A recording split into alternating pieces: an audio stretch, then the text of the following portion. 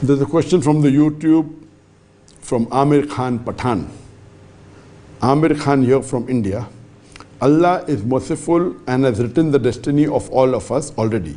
And we can see cases where innocent little girls get raped and murdered. Then why Allah has written such a destiny? A similar question from YouTube, Anonymous. If there is a God, why are children getting molested?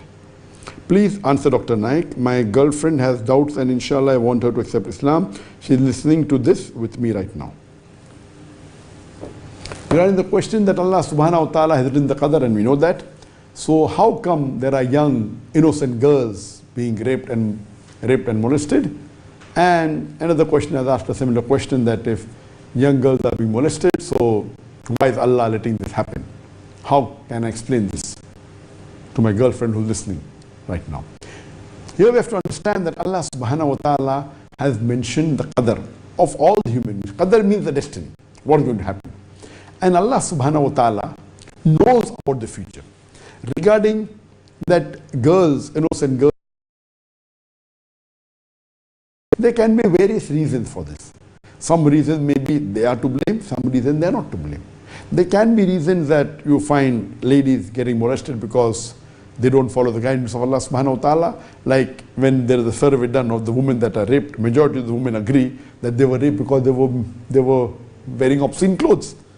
There was a survey done in UK and 26% of the women said they were raped because they were wearing obscene clothes, revealing clothes. So if the girls are raped, it can be because of their fault, whether they're wearing obscene clothes or whether they were drunk or whether they were misbehaving, whether they were not following the hijab or they went out with a boyfriend. So most of the cases of rape that you realize is the person, the boy who has raped the girl is known to the girl.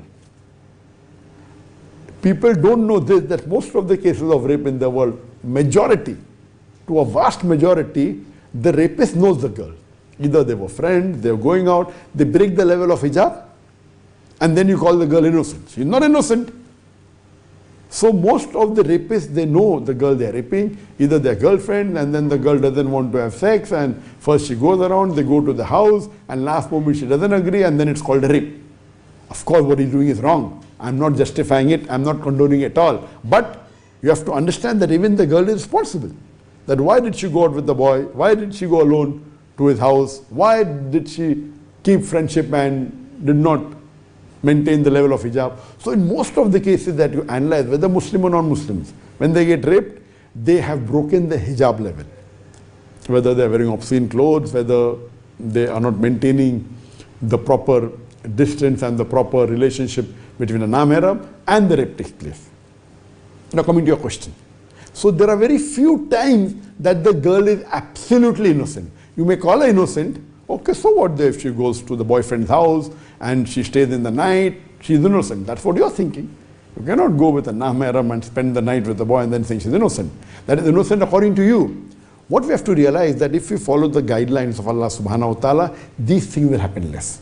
But I am aware there may be certain cases that the girl may actually be innocent. It may be a minority of case, maybe a very small negligible percentage where the girl actually is very pious and she may yet be raped. So in these cases, what we realize, we don't blame the girl at all. If the girl is raped, in no way is she to be blamed. No way will she be punished. Maybe it's a test for her. Allah says in the Quran that He tests people with different ways. Sometimes with fear, sometimes with hunger, sometimes with loss of wealth, sometimes with loss of life. So if the girl is truly innocent, which may be in a minority of case, maybe Allah is testing her.